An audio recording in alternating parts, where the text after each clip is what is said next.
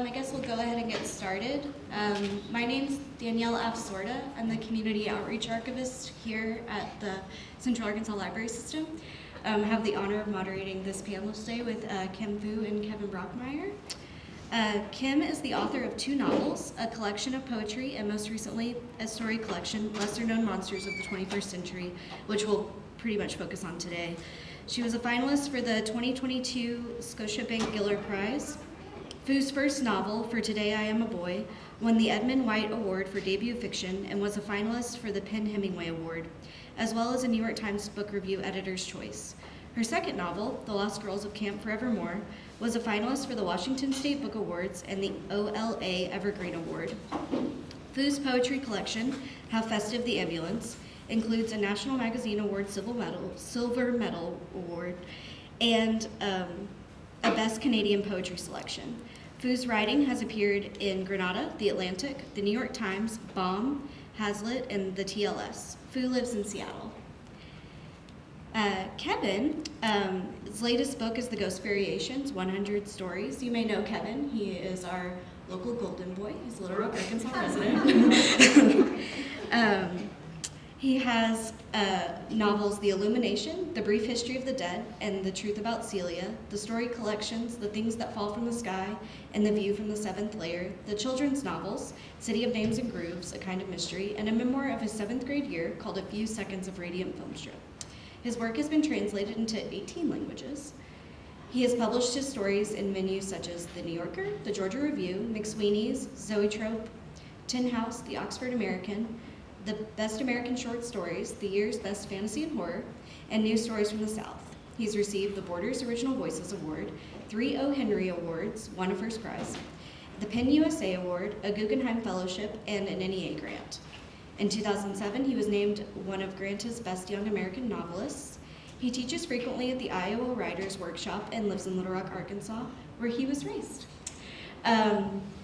And we're going to have both of our authors do a reading, and they've both brought new material to read, so they won't be reading from the books that we're going to discuss today. And then I prepared a couple of questions, then we'll open up for audience questions, and then we'll move to a signing. So we'll go ahead and get started.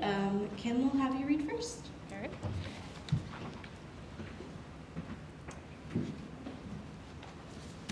Thank you so much for that introduction, and thank you to all of you for being here on this very rainy day. I've been touring on this book all year, and this is the first time I'm reading something else. I was inspired by Kevin's bravery. When I heard that he's reading something new, I was like, ooh, that's a fun idea. The story of this story is, it was actually a commission for a rock climbing magazine. They reached out to me and they said they were looking for a science fiction short story about rock climbing that was less than 1,500 words in 6 weeks. And I was like, no, there's no way. Like, I can't do that. That's way too specific. I'll never come up with anything. And then by the next morning, I was like, well, I felt like I had an idea. So this is pretty new, and it's called One Small Step. And I would like you to put yourself in the shoes of a rock climber on the planet Venus. Good morning. I sabotaged your suit. And our communicators, don't try to get up, it's not possible. Don't bother to speak. You can hear me, but I can't hear you, and Base Command can't hear either of us. Stop, you're just wasting energy. Your life support systems are fine. Base Command will fix everything remotely in just a few minutes. You can rat me out then. I just want to tell you a story, okay? We've been working and living and training together for years, and I feel like you don't know the most basic things about me. I'm telling you, stop. We'll be fine, you'll be fine. Just listen to me. So my grandfather, okay, seriously, stop. You're gonna hurt yourself. You know you can't lift the suit without the power hydraulics. You know you can't stand. Just listen to me talk for a few minutes while Base Command figures out what I did. Thank you. My grandfather used to say that he was born too late. He loved pop history books about the so-called Age of Discovery, Europeans sailing to the edge of their known world, circumnavigating the Earth. Old books that cast them as heroes and adventurers. He was fascinated by the first polar expeditions, the first summits of Everest, tales of deep-sea exploration, Cabot, Vasco da Gama, Columbus, Perry and Cook, Cousteau, Edmund Hillary, but not Tenzing Norgay. He liked to say that by his time, there was nothing left to conquer, no new stories to tell. I never liked him. He was a romantic, petty, more than a little racist. He would drink and bawl over the smallness of his life. Why do anything if you can't be the first to do it? Or at least the first white man with the world's attention. I didn't think about what it would be like to talk to you with your helmet light off. I can't see your face, just the reflection of mine. Thank you for staying calm. It's only recently that I started to understand how my grandfather felt. I was, to be frank, an extraordinary athlete as a teenager. I assume you were, too. No, that's a lie. I know everything about you. Everything that's online. You know, we were at the same Climbing World Youth Championships when I was 14 and you were 19. Neither of us ranked that year, and both of us stopped competing not long after. I would guess for a similar reason. Do you remember the broadcast? The final moments were a little anticlimactic, watching them wandering across that plateau, coordinating with base command about precisely where the highest point is, the cameras obscured by red dust. No panoramic views, just endless flat ground, but the months, the years leading up to it, that changed my life. I know there wasn't much climbing, not once they found that break in the cliffs to the northeast, the gentlest slope of the entire perimeter, mostly a long hike, through the kind of dust that would choke the wheels of a vehicle, through the lack of atmosphere that would require blasting tons of fuel in reverse to slow a ship to land, scrambling nimbly across shifting terrain in the time it would take the best supercomputers to even model and process what it was looking at. A trip best made by humans, in their suits, their carbon dioxide converters. Humans, ever adaptable, always pushing the limits of what's possible. Look, you can still see your indicators, you're fine. Am I boring you? It doesn't matter. You have to listen. God, that feels good. My whole life, no one has ever had to listen to me. Everyone said it was a once-in-a-lifetime thing, once in a generation, that it would take 100 years for another achievement like that. And then they did Mons Huygens practically the next day, before I could join up, like it was nothing, stabilizing the sharp, loose moon dust as they went, buoyant as children. That's what it reminded me of, when I first started climbing as a little kid, when I felt like I was so strong and weighed nothing. It looked fun. I was devastated when they told me that training for our mission could take 15 to 20 years. My youth, my peak physical years, no training could compensate for that. What was worse was watching the summits disappear. Look at Mars and the moon now, practically tourist destinations. Look at the asteroid belt, swarming with billionaires. When that kid on TV joked that the Vera Rubin Ridge is a great place to practice crack climbing, I wanted to kill him. I'm not like my grandfather. I worked for my dreams. I worked harder than anyone. It'll only be a few more minutes, I promise. You and I, we won't live to see the ice climbs of the outer solar system. Anyone who says that is delusional. This is our one shot.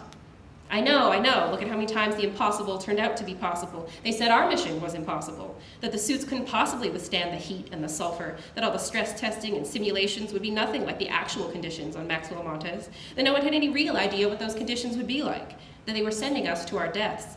And I didn't care. And I know you didn't either. And here we are, the two greatest climbers in the known universe. No one could deny it. Every day, as we inch up the eastern slope, the sun seemingly near enough to touch, we see something no human eyes have ever seen. And today, at last, we make for the summit. They figured out long ago that they had to dictate who goes first, who would technically be first. Of course, everything is planned, to the millisecond, to the nanometer. But also, of course, just imagine if we fought. The wasted resources, the time, the money, the tech, the dreams. It's unthinkable. And there's no arguing with seniority, with years, with waiting. I have the same dream almost every night, watching you take that last step from behind, listening to whatever words you've prepared for posterity. When I close my eyes, I see the back of your helmet. You know, don't you? You knew the moment you woke up. Your communicator isn't going to come back online. No one will ever hear you speak again. You must be getting a little warm. I can see the top from here. Thank you.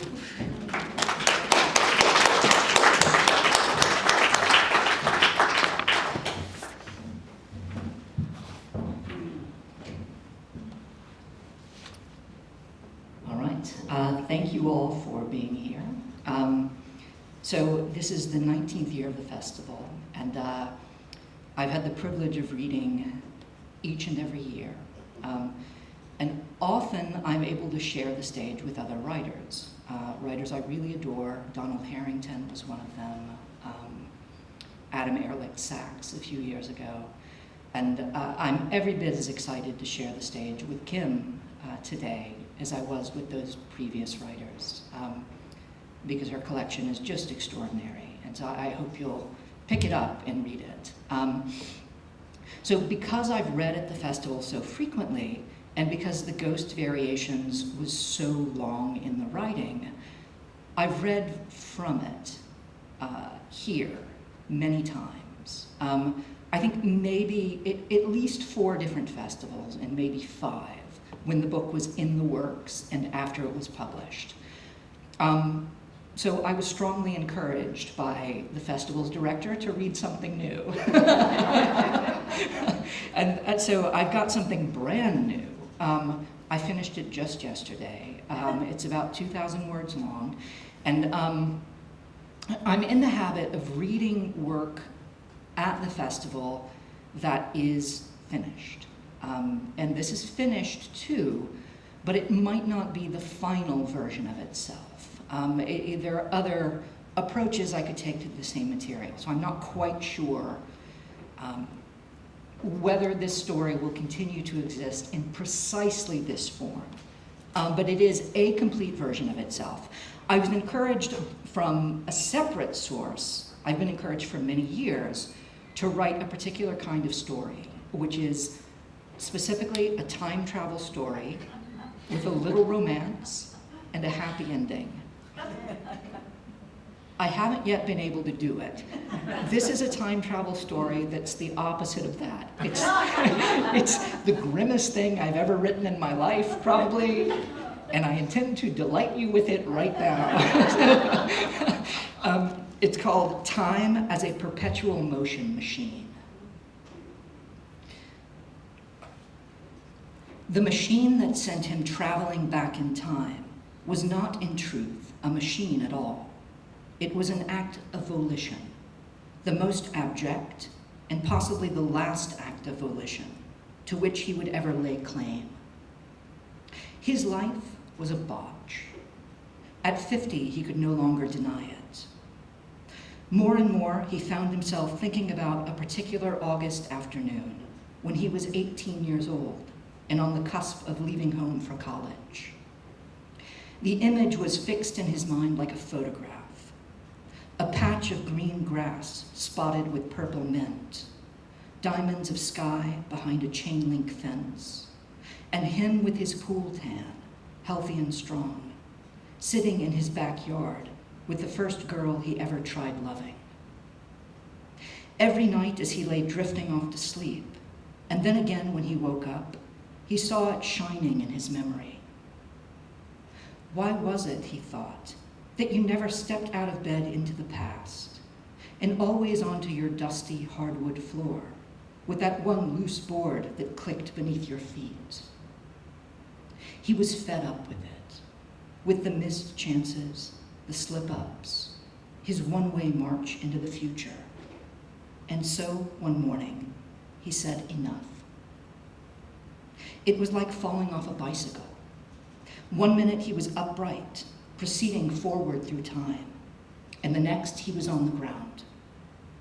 His eyesight was astonishing suddenly. So was his hearing. 1, 2, 3, he noticed a sprinkler discharging water somewhere, a car engine ticking as it cooled, the pachip of a goldfinch. Little green pinpricks of insects were hopping through the grass where he lay stretched back with his palms propping him up, like a picnicker in a Monet painting. Not only that, but his girlfriend was reclining against him. He could smell her hair, see her impossibly white socks. He had done it. In his fantasies, this was always the moment when he took her hands and disclosed the truth to her, overcoming her skepticism with his detailed knowledge of the future. He poised himself to make just such a confession. Instead, though, before he could speak, he heard himself saying, "Burgers or pizza?" exactly as he had the first time. His girlfriend answered, "Either way, Sugarplum." To hear her using his pet name again, Sugarplum, after so many years, made something billow inside him. "But," she said, "I only have $10 until Monday." He tried once more, thinking, "I have something to tell you, something that might be literally unbelievable, but will you hear me out?" Again, though, his voice interrupted him. "I vote Wendy's, then." Damn it, he thought, how weak-willed was he? Say it, he chastised himself. And he squeezed her shoulder, cleared his throat, and pronounced her name with a priest-like formality. But no, he didn't. 32 years ago, at exactly this moment, he had sung a jingle from the Wendy's commercial. 3 little doo-woppy lines about biscuits. And that's what he did this time, too. Then, in a rush of associative logic, he came to a desolating conclusion. He had read a few books about time travel, attended a few lectures, and had a hobbyist's grasp of the science. So he understood the conundrum that venturing into the past presented. Displace so much as a molecule of oxygen, and the change would flourish and swell. Gradually, though not as gradually as you might think, that first submicroscopic discrepancy would alter the weather the whole planet over.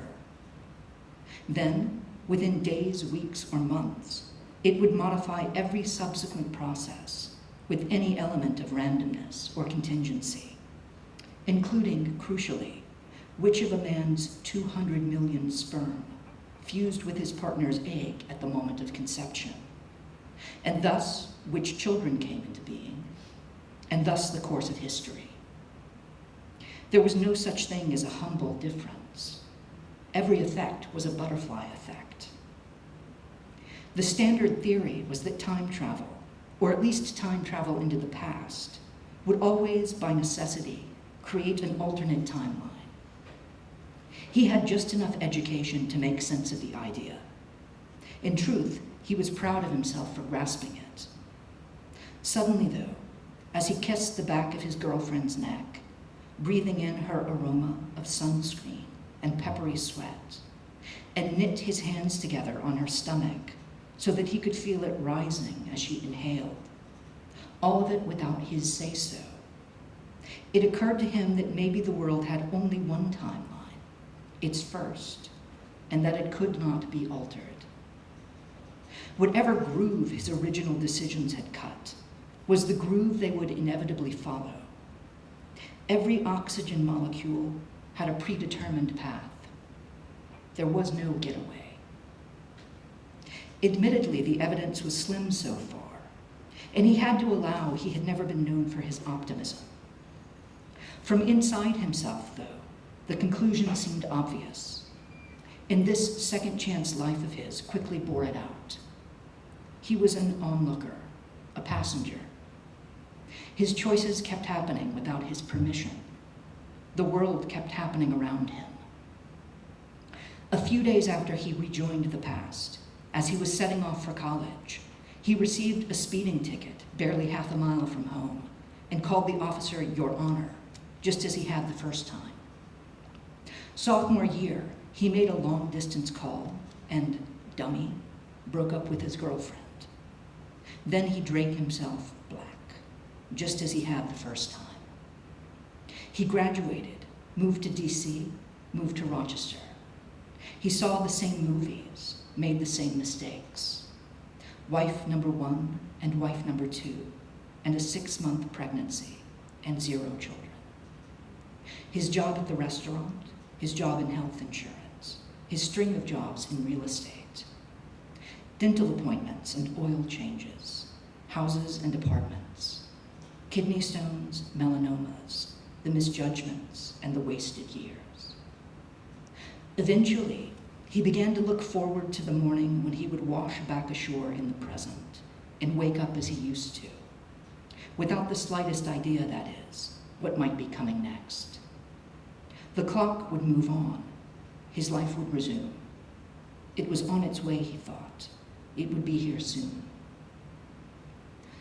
But when the morning arrived, and at last he ventured out of bed, it was once again into an afternoon long ago, when he was 18 and wildly in love, and the day felt like the deepest breath he had ever drawn.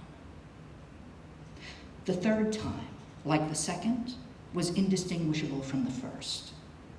There it all was again, the sky, the sprinkler, the engine, and the goldfinch, the impossibly white socks, the green fleck-like insects, wives, jobs, illnesses, mistakes, and his 20s, his 30s, his 40s, and 50. And then the spring, and part of the summer, and that morning when the botch of his life finally became too much for him, and he stepped into the past, and the third time became the fourth. The automation of the process, the efficiency, the way it transformed a lifetime's worth of free decisions into an organized system of belts and gear trains. That was why he called it the machine. Midway through the 9th repetition, however, he realized he was no longer thinking in such terms. The circle, that's what he was calling it now. Decades ago, centuries, he had stopped forming his thoughts as if he might be capable of speaking them. He knew better. Pretending he had someone to talk to was the purest make-believe. Mostly he regarded language as a kind of play script now, enacted repeatedly down to the tiniest pause and syllable. However, from the rust pile of words he'd retained, he found himself verbalizing a question. When had it happened? When had the machine become a circle? It had taken place subliminally, he was sure, well before he noticed it. Gradually, as he was concentrating on other things, he must have come to feel he was inhabiting a closed system, not just complete, but ideal, abstract even. His predicament was a matter of geometry, not mechanics. Maybe his experiences concerned him, but they didn't actually need him. His first time through, he had occasionally felt that his life was trying to say something to him, a message coded in life's obscure braille of pattern and coincidence. If only he could decipher it, he told himself, everything would make sense. But the circle offered him no such thing. The circle did not communicate with him at all. A machine spoke to its purpose. A circle spoke only to itself. By his inner math, he had spent more than 300 years inside the circle. When you re-experience your life often enough, he had discovered, even the most colorless details begin to lock themselves in your memory. All those empty minutes spent brushing your teeth, or trimming your nails, or paying your bills, or washing the dishes, the great inconsequentialia of your days, were immortalized in your mind, like graduations or first kisses. There were fevers he anticipated with dread, no matter how often they recurred. One-night stands and steak dinners he anticipated with want and hunger. But he couldn't deny the general blandness of his life. How many houses could you place on the market before your thoughts began to drift? How many dates could you have? By the 15th time, he found himself wishing he could flee his life for the past. By the 15th time, he found himself wishing he could flee his life for the past, wishing for it so forcefully that he actually succeeded.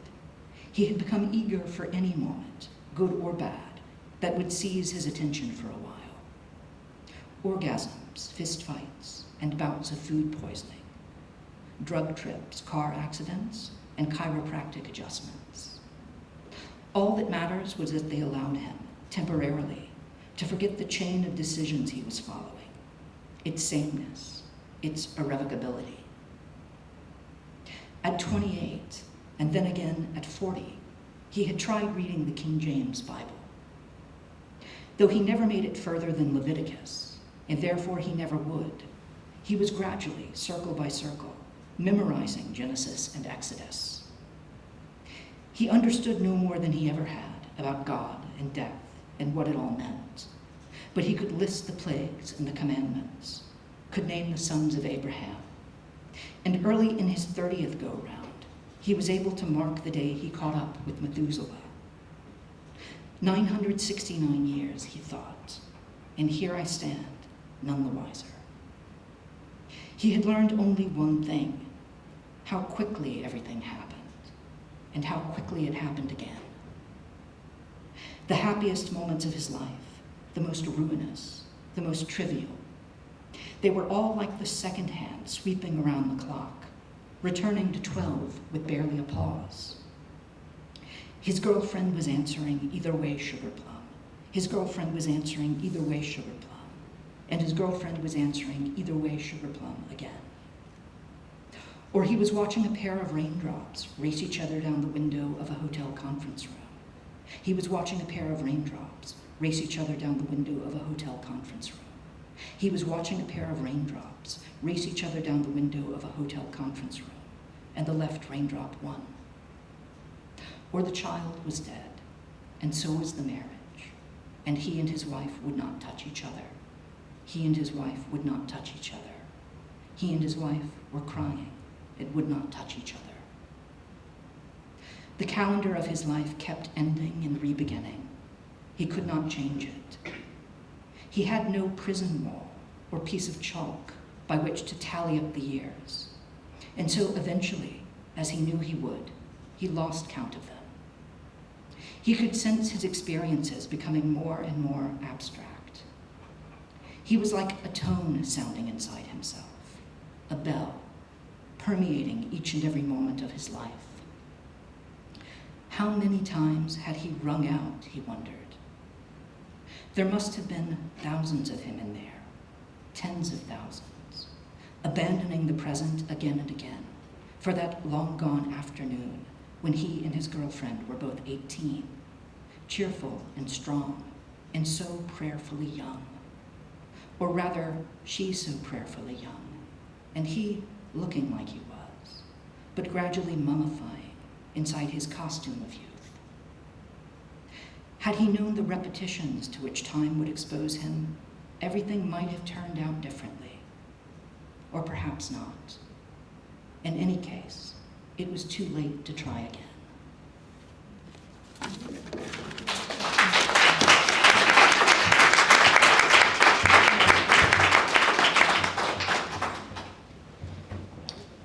So as I said, an extraordinarily grim little piece of writing, which is about, I think, pretends to be a time travel story, but it's really about the dangers of nostalgia and living in the past rather than the present. Those are both incredibly heartwarming stories. I'm trying to figure out how to sit here and also speak without being too short, which is a common problem in my life. So I kind of want to start by talking about the form both of your books took, because I feel like this was a departure for both of you. What made you want to choose the short story format, and specifically for Kevin, the sort of flash fiction version of the short story format? Okay. Whomever would like to go first. Yeah, so I mean, my writing life has always been informed by my reading life, is what it boils down to. And as a reader, I've been really excited for the past decade by lots of the very short fiction I've been reading, flash fiction, both from American writers and from international writers. And I wanted to see if I could write a book that was in conversation with those books that I loved.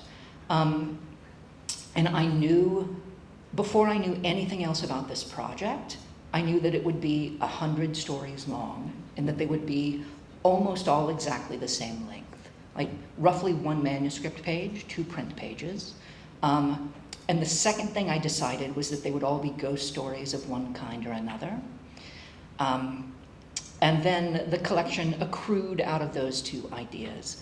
I'll say, as an aside, simply because I was attending a reading just before this where Sam Chang talked about James Allen McPherson, something occurred to me that had never crossed my mind before, which is that when I was a student at the writer's workshop, James Allen McPherson was one of my teachers, and I turned in a story for his workshop that was called Space, and it was a realist piece of fiction, and he told me that in his opinion it was a ghost story. I didn't know what he was talking about, because there were no ghosts that I could see inside of it. But I think he was detecting a kind of attraction I had toward a certain kind of storytelling tradition that was manifesting itself even in the realist work I was writing, and that would manifest itself more directly, 20 to 25 years later in this book. I just realized how far away this microphone is from me. So I've always really, really loved short stories, and I've always loved speculative work, but I used to feel very, very intimidated by both. My first two books of fiction were both more or less realist novels. And what really used to intimidate me about speculative and science fiction in particular is this idea that you had to understand your ideas so well as, like, for example, like if you had an imaginary machine, that you had to understand it so well that you could actually invent this machine. Like I kept thinking about, when I had an idea for a science fiction story, I would think about it as though I were going to write a patent application as opposed to tell a story. And I would get so hung up on this and about like the mathematics of it and the research of it that it would just fall apart eventually, because I'm not qualified to build a satellite or whatever. A switch flipped in my mind around late 2017, where previous to that point I had been working on lots of things at once. Like that's always how I worked. Like while I was writing my novels, I was also writing essays and poems and doing some reporting even. And then starting late 2017, all I wanted to write was short stories, and it was all I wanted to read too, but I had other commitments. And thinking about that, I recently went back and I looked at this little diary I keep of all the books I read, and I was curious, like, what was the last thing I read before this switch flipped in my head? And it was Stories of Your Life and Others by Ted Chiang. And so I felt like I must have read that and just felt so inspired by what he was doing with the form. I feel like he was using the form in ways I had never thought about before, that some of the stories did not even have what I thought of as being like the conventional elements of a piece of fiction. And I was so excited that I started churning out stories. Unlike Kevin, I felt very intimidated about the idea of writing a full collection. Like that felt very audacious for me. Like the idea of saying I'm going to write 100 of them is unthinkable to me. I got very superstitious about it. When people would ask me what I was writing, I would say I'm writing a bunch of short stories. I'm writing a pile of short stories. Let's see what happens. But the obsession persisted. I kind of wonder, especially with the fact that like there's such a differentiation in length, so your stories are quite a bit longer than Kevin's. How do you decide where to leave a story? How do you decide it's done? For me, endings are a place of a lot of experimentation. Like endings are definitely not something I just arrive at naturally and stop. I think some of the things I think about when ending a story are, one, the beginning of a story. Like I think about putting the ending beside the beginning of the story and then saying, does it feel like we journeyed somewhere in between? Have we gone somewhere, or does it just feel like a bunch of stuff happened in the middle? I also think a lot about what the reader wants and expects at that point. Like, I think that in a short story, at the end, the reader naturally wants something. You know, they want the bad guy to get their comeuppance, or the good guy to get the thing they wanted. And I think about, how does it feel if I give them the ending they want? How does it feel if I don't give them the ending they want? How does it feel if I end right before giving them the ending they want? How does it feel if I end, a beat later, a day later than giving them the ending they want? So yeah, for me, endings are sort of the hardest part, and there's like a lot of trial and error there. So in my case, with this particular book, I adopted a pre-existing constraint. And that's often for me been very productive, to have not necessarily a page count or a word count, but just ideas in mind that will, rules, basically, that I demand I abide by. And I find that freeing to the imagination rather than intimidating to the imagination. Now, I had never written stories as short as the stories I wrote in this book. And it did feel to me as if I was learning how to do it as I wrote them. And it was a new skill set for me. And I discovered that in general, the way I move a narrative forward is I'll take a sidelong path toward any number of incidents, and kind of that's how they accrue their depth. I don't kind of zero in on them instantaneously. But with the stories in this book, I found that very often I could not allow myself to take those sidelong paths. I just had to dive right toward the center of the conceit if I was going to fit my page constraint. Some of the stories in the Ghost Variations are honest-to-God narratives that could have gone on for a novel's length, and I had to figure out how to reduce them to their most essential matter. Some of them are more like pattern stories or logic stories that can be extended or shrunk at will. And like those pattern-based stories fit very neatly into a single page. But the narrative stories, it was often very tricky to figure out what to include and what to leave out. To expand on that a little bit, are there any stories you wish you had more time with? I mean, probably it would have been good if I had more time with the story I read today. I finished it just yesterday. I think it's very clean, but I don't know. What I realized when I was working on this one is that within the confines of the conceit that kind of energizes this story, you can explore any idea you can imagine about how it feels to conduct a life. I focused on one particular idea, but I was aware when I was working on it that I didn't need to, and that there were other pathways I could have taken through exactly the same material. I think, as for the stories in the book, I feel like when I'm finished a book and when I truly feel separate from it and it's going out in the world, it feels so final to me. Like it feels like a door is firmly closed. It feels like waking up from a dream. Mm-hmm. And sometimes when other people are talking to me about my book, I feel like, how do you know that? How are you there? This was my dream. So it's like hard for me to imagine. Like I feel like there are these like very complete worlds in my head that when I look at them now, I feel like I try to think of them as a reader might. But I actually this year also wrote a very grim time travel love story. And I was thinking about like what would have happened if I had brought that story. We would have had this compare and contrast. But interestingly, I ended up feeling the same way about that story, like feeling like it was not.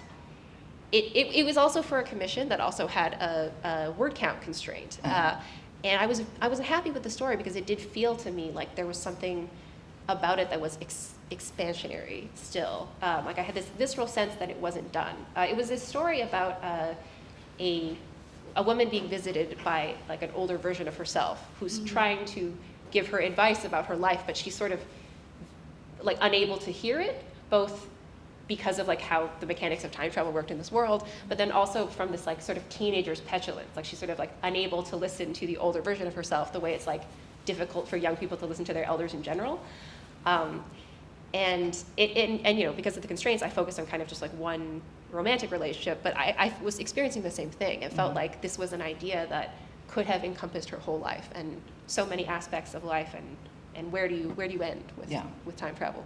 Yeah, I mean, another point of commonality here is that the vision of the difficulties of traveling into your own past, because it would immediately transform everything else that happens in the world thereafter simply by displacing a molecule of oxygen.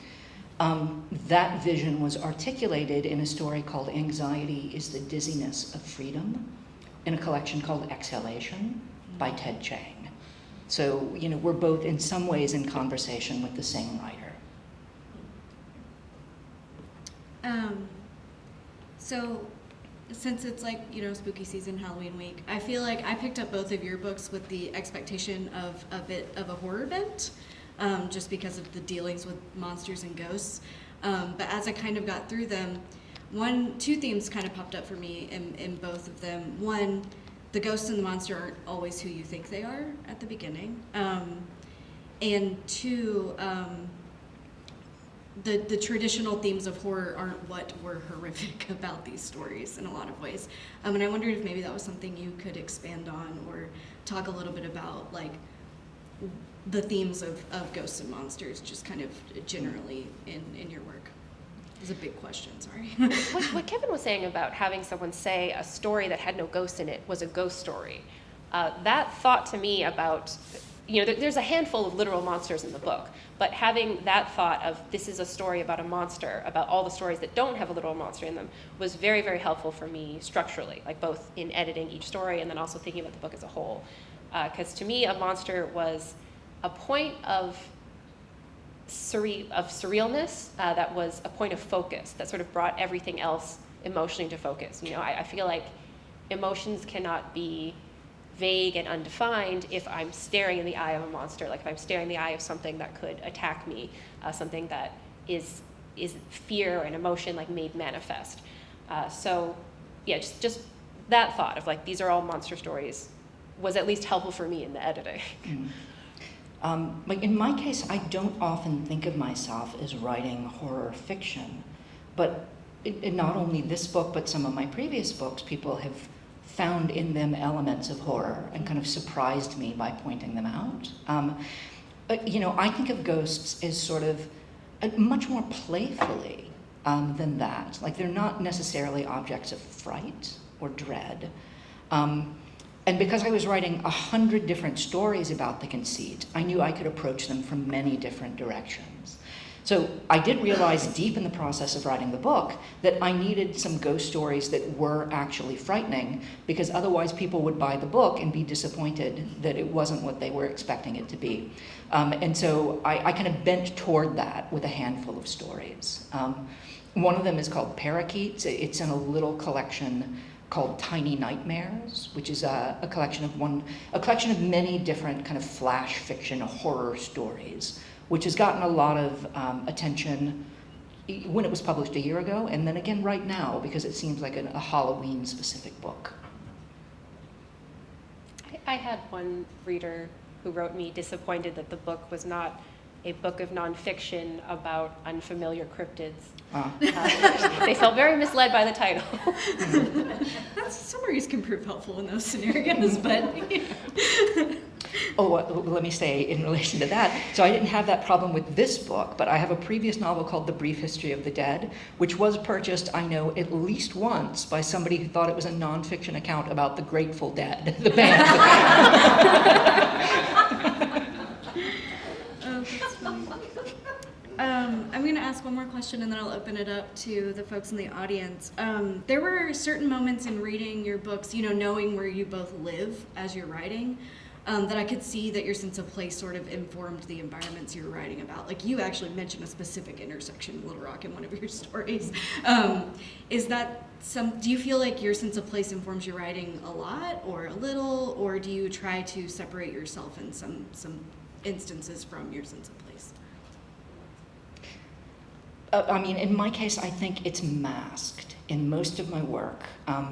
I've written a memoir that's set in Little Rock very explicitly, and I've written at least one short story called Andrea is Changing Her Name that's set in Little Rock very explicitly.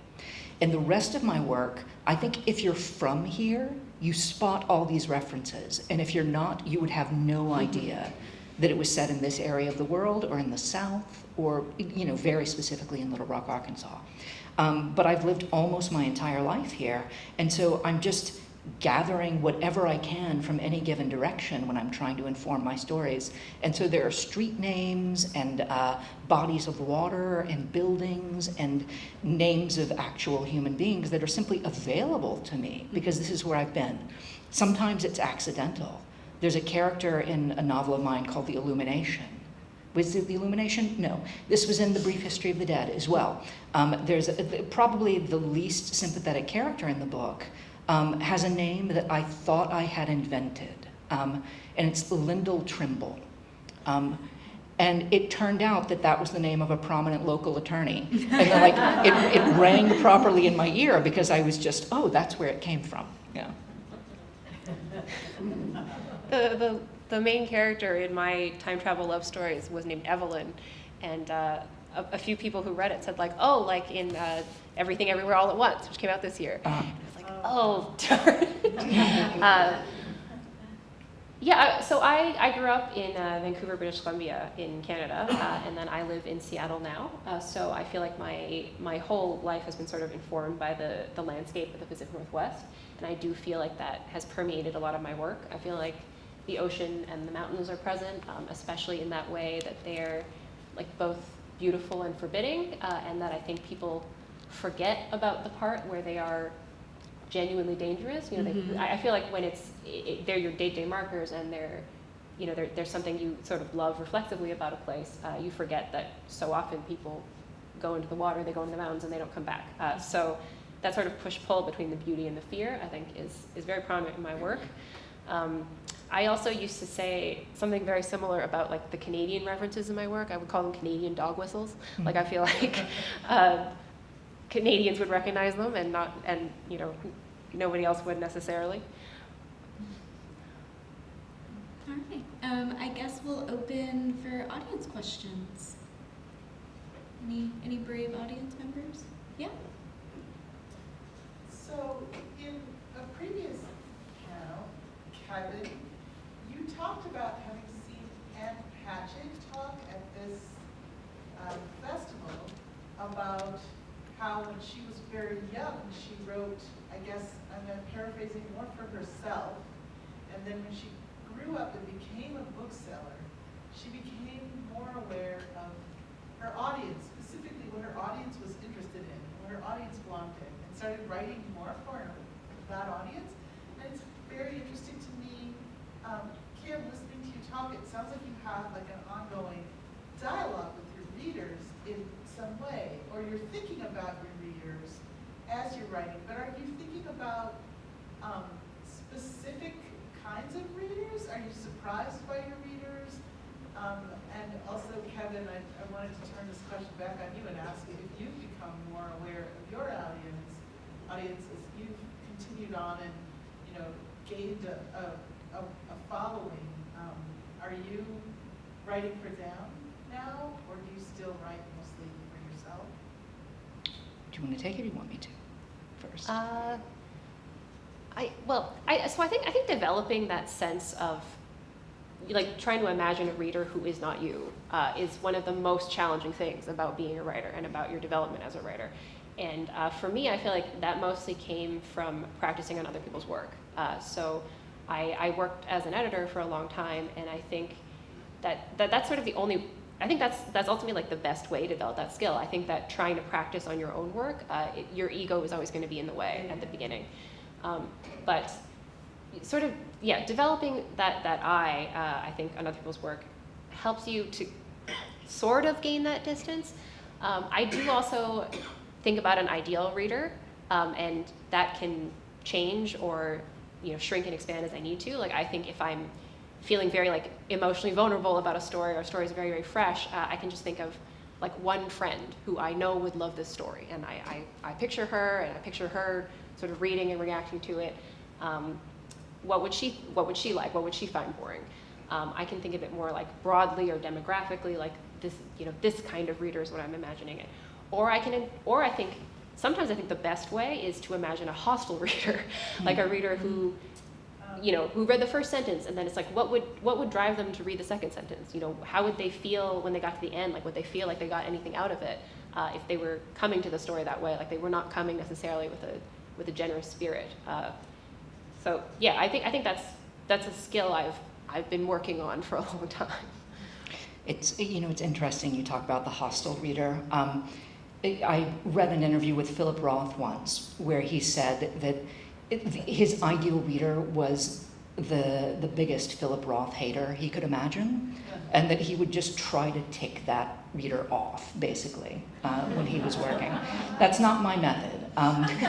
But I don't think, basically, many of the writers I admire are obsessives, and you feel as if they're turning inward toward their own obsessions again and again over the course of an entire career. And I take that as kind of an inspirational act in some ways.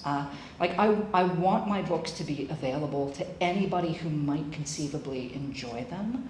I craft the prose as deliberately as I possibly can, but I rely on my own sense of what it's fascinating to talk about to inform the content of the actual stories. And so many of the writers whose work I love have minuscule audiences. And like, I hate the idea, I hate imagining that their books might not exist because they were trying to please a broader public. So, I mean, I'm torn. Like, what I would like is to be able to write the odd, eccentric books that are wholly dedicated to their own vision of what it takes to be a work of art, that speak to millions and millions of readers. And just there are almost none of those books out there that do that. I want it to be the case. There are a handful of writers who I think of as having produced books like that. Well, I think of 100 Years of Solitude as like wholly dedicated to its own very unusual labyrinthine vision of what it takes to satisfy a narrative. It would seem to be an intimidating book, and yet it was a massive bestseller in its moment. It continues to be widely read. Anytime you see a list of kind of the 100 most widely loved books in America, for instance, you know, I mean, it'll be filled with things like Twilight, and stuff like that, but 100 Years of Solitude is always on there. And like that's, I would love to imagine that I could write the kind of book that is so dedicated to its own interiority that it somehow becomes available to the entire world. I'm just kind of waiting for that to happen. I've gotten the dedicated to its own interiority part down. Like, I'm just waiting for the world to figure it out.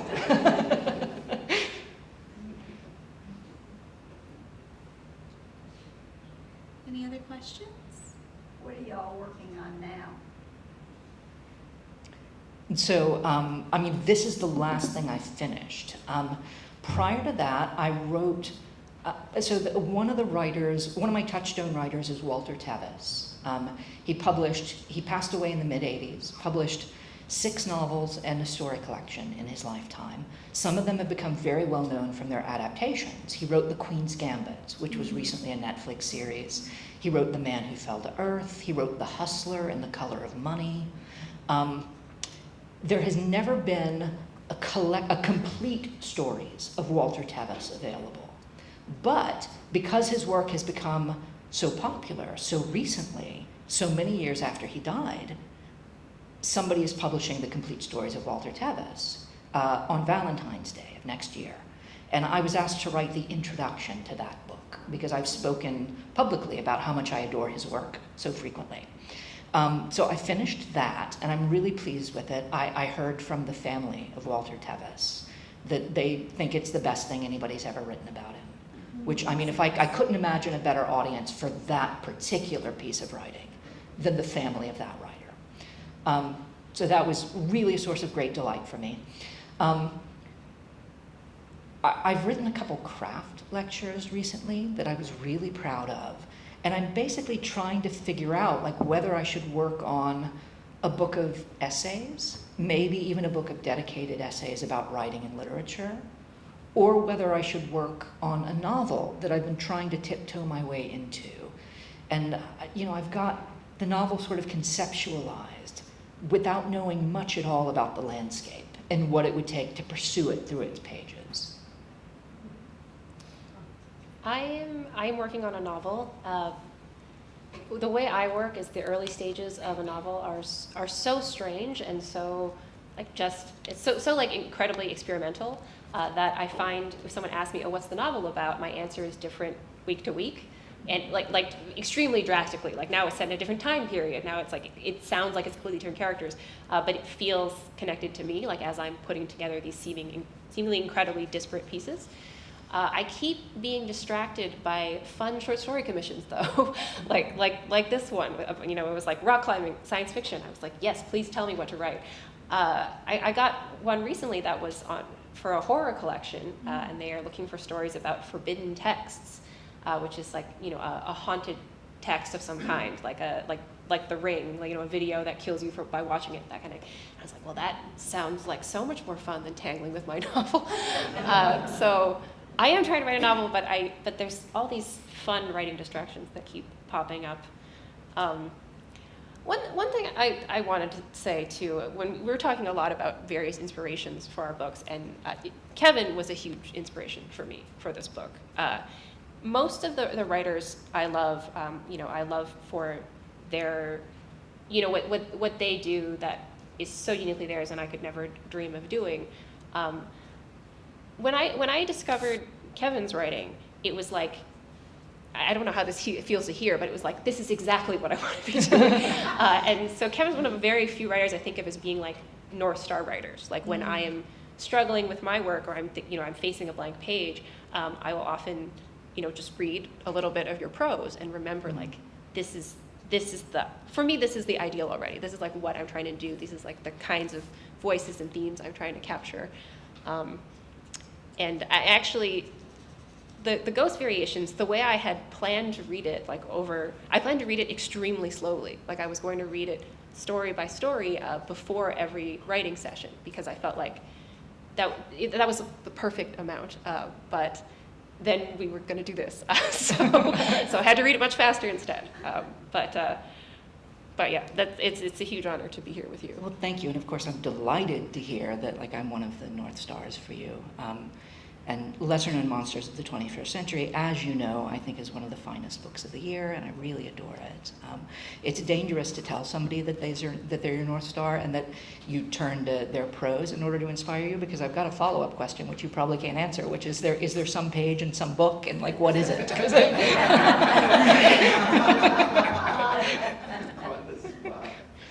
So I've only read the Ghost Variations once, so I'm assuming more of those stories are going to play that role for me. But the opening pages of Brief History of the Dead, I have come back to many times. That was actually how I discovered you. Is I saw Karen Russell give a lecture where she used the opening pages as an example, and at the end of this lecture, I was like, who is this? Yeah. And then I went out and I bought, at the time, all of the fiction you had written for adults, and I read it all, and I was like carting it around with me as I was traveling, and it was like a revelatory experience. Thank you. Yes. Question. I'm not familiar with how this festival is set up, but based on Kim's remarks about Kevin, did you seek to be on, presenting at the same time, or did the organizers of this festival happen by luck to put you together? Well, I mean, the secret is that I'm one of the organizers of this festival. So I invited Kim, and when I was working in concert with Brad to devise the panels, I encouraged him to allow us to appear together because it felt to me as if our work was in nice conversation. There were other writers appearing here with whom Kim could have been very nicely in conversation too. And it's always a matter of just trying to kind of fit people together and figure out who would be best in a session alongside each other. But as somebody who's been working for the festival behind the scenes on a volunteer basis for a very long time, one of the privileges that comes along with that is being able to invite writers whose work I love and being able to appear on the stage with them, either as another writer or simply as the moderator. Okay, so Kim, how much notice did you have that you would be sharing the table today with Kevin? Well, he sent the invitation. He sent the invitation, Yes. Okay. And so we did not know each other personally at all. And my editor sent him the book, like, I guess last year. Does that sound right? Sometime. Yeah, I think- think last year at some point. Last year. Like totally cold, like with like no personal connection at all, which in our industry is kind of rare. And I was honestly not expecting him to read it. And he came back with this beautiful blurb that is on the cover. And yeah, I don't know, it was just like, it was a tremendous kindness. And so an invitation from him to come to Little Rock, I jumped at the chance. And I do apologize, when I entered the room, folks, I was the one with the loud voice, and I do apologize. I think we're out of time, so. But please take your questions to the signing table. That's where they're headed next. I really encourage you to purchase both their books from Wordsworth. They're right out there. And if you've brought your own copy, they'll be out there signing in just a minute. So thank you so much. Thank you. Thank you.